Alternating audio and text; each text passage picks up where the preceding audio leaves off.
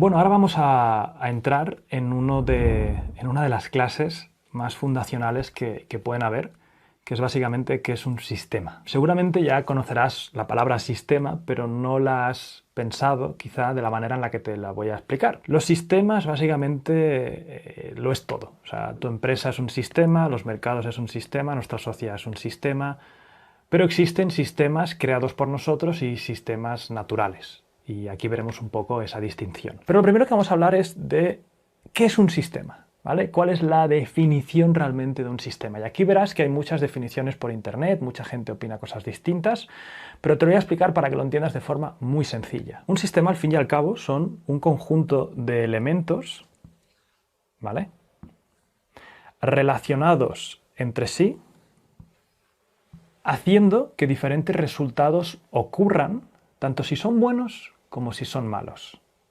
¿Vale? Esto es un sistema. Otra característica de los sistemas es que las relaciones entre las componentes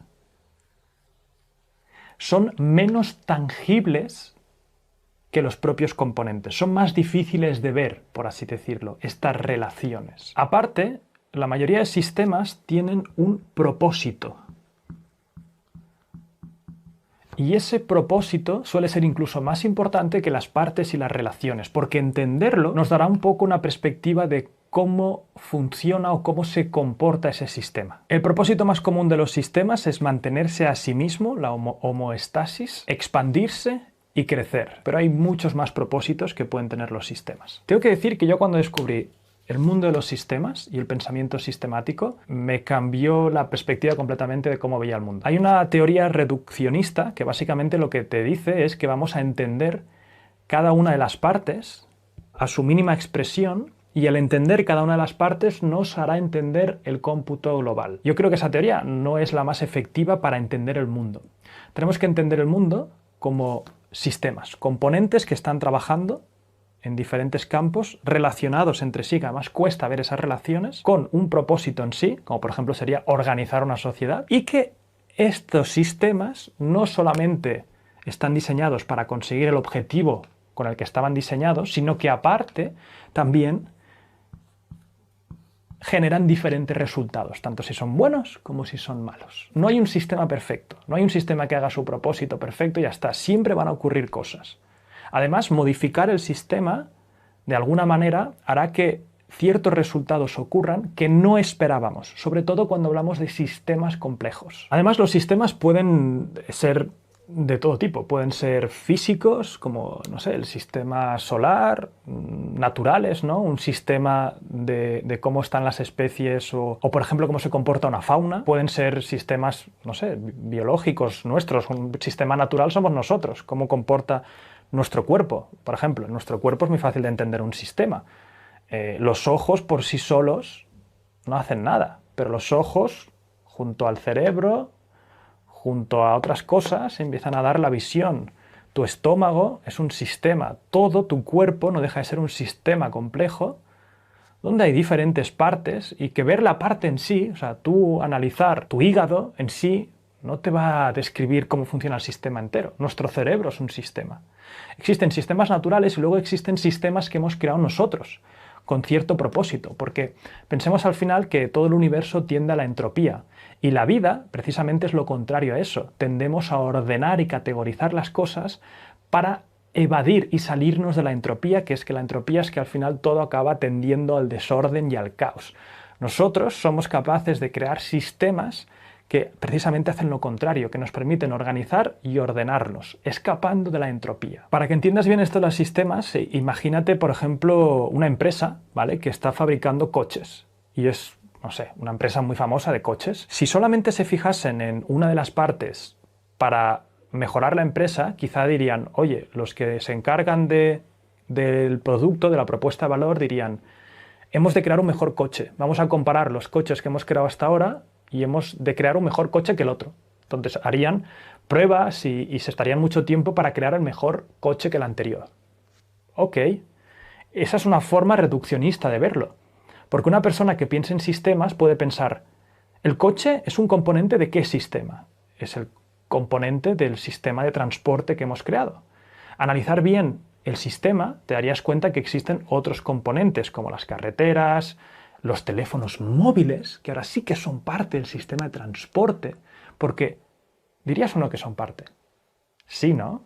Porque puedes coger un Uber, ¿no? Puedes alquilar una moto en algunos países ya. Entonces, ya es un componente del sistema de transporte y si entienden y analizan el sistema de transporte entero, quizá lo que han de hacer para mejorar esa empresa no es hacer un nuevo coche mejor que el anterior. Quizá es crear otro elemento que facilite el sistema de transporte, porque en el fondo es lo que la gente quiere, es transportarse, y hemos creado esto para que eso sea efectivo, mejorando así la empresa. Esta es una forma de pensar con sistemas, pero vamos a seguir haciéndote hincapié en esta nueva forma de ver las cosas.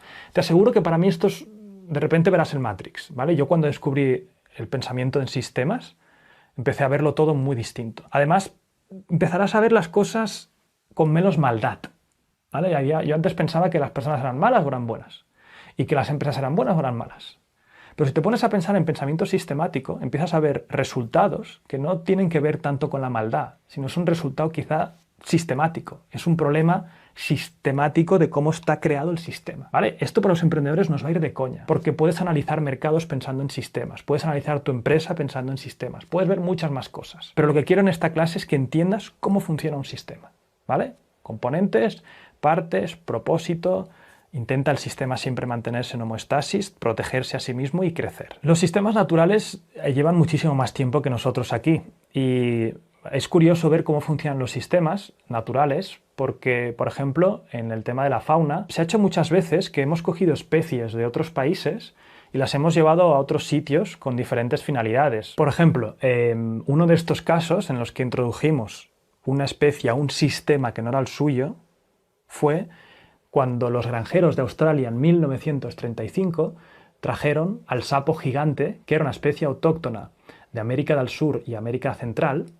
Trajeron 102 sapos a Australia para combatir al escarabajo de caña, que se estaba comiendo sus cañas de azúcar. Ese sapo no solamente se cargó al escarabajo de caña, sino que también otros depredadores que iban a por él, ¿vale? Otros depredadores que iban a por él, acababan muriendo porque el sapo era venenoso. No solamente esto, sino que este sapo tenía una capacidad de reproducirse brutal y en un periodo aproximadamente de 75 años, o sea, en el 2010, estos 102 sapos, ahora mismo en Australia, son 1.500 millones de sapos. Esto es un claro ejemplo de cómo a veces queremos cambiar un sistema y el resultado acaba siendo incluso peor. En la naturaleza nos permite ver esto de primera mano. Introducimos una cosa porque pensamos que tal y el sistema lo vamos a mejorar y nos cambia por completo. Otro ejemplo muy claro de un sistema, que este ya es una intervención más clara humana. En India, además dicen que este ejemplo, algunos dicen que no es real, otros dicen que sí, pero bueno, que me sirve muy bien para explicarlo.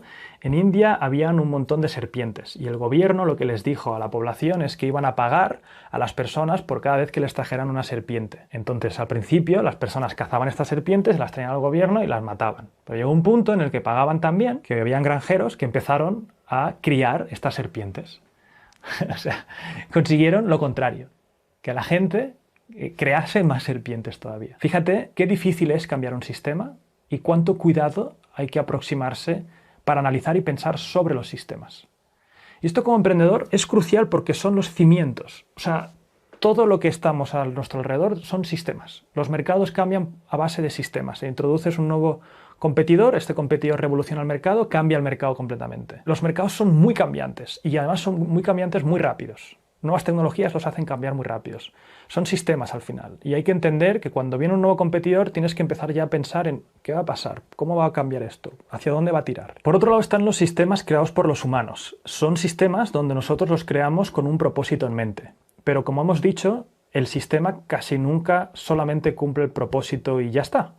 Vamos a ver ejemplos. El sistema judicial está hecho para que las personas no tengan incentivos para matar a otras personas o cometer crímenes. El propósito del sistema está claro y parece bonito de primeras, pero el sistema también acarrea otras cosas, como por ejemplo personas que se las condenan cuando no son culpables y otras muchas movidas que pasan con ese sistema. Fíjate que el propósito estaba claro, los resultados a veces no. Otro sistema, por ejemplo, que podemos analizar creado por los humanos es Internet. Internet se crea con la propósito de conectar a personas, libre información, etc. Y acaba causando resultados muy potentes que no esperábamos, como por ejemplo la creación de empresas como Airbnb, Uber, etc. Y otras cosas que son negativas, como por ejemplo podría ser el ciberacoso o la falsa realización de la realidad viendo influencers que solamente postean lo bonito de sus días, ¿no? Entonces, por mucho que queramos crear un sistema con un propósito claro, es muy difícil que solamente lo controlemos hasta tal punto que haga nuestro propósito y ya está. Por lo tanto, hemos de aproximar la creación de sistemas con más humildad de la que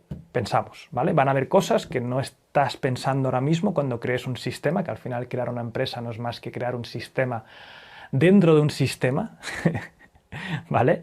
Pero analizar los sistemas, analizar muy bien cómo operan, cómo funcionan, son las bases para luego poder ver de una mejor manera el mundo. Como podrás comprender también, como decíamos, las empresas y la economía son sistemas. No es lógico que como emprendedores y empresarios aprendamos y analicemos constantemente esos sistemas. Te estoy hablando de que analices la economía en sí de tu país, de los países a los que vas, los mercados. Eso es un sistema que tendríamos que analizar, pensar sobre él, razonar, deducir, y nuestra empresa será un sistema, tanto si tú lo has diseñado como si no. Eso es un sistema sí o sí. En el último módulo de escalar, delegar, etc., profundizaremos en cómo crear y cómo mejorar tu sistema. Pero quiero que ahora entiendas por lo menos qué es esto de los sistemas, ¿vale? Continuemos.